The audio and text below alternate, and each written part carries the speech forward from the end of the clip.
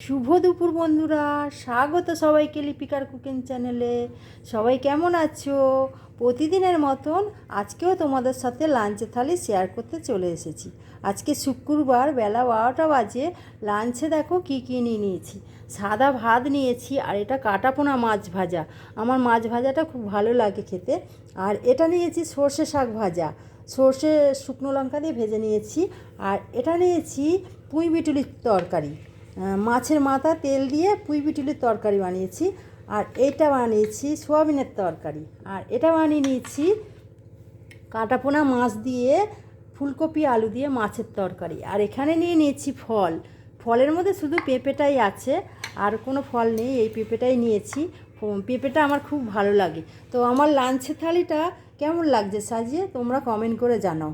আর যাওয়ার আগে একটা লাইক করে দিয়ে যাবে, চ্যানেলটাকে সাবস্ক্রাইব করে আমার পাশে থাকবে।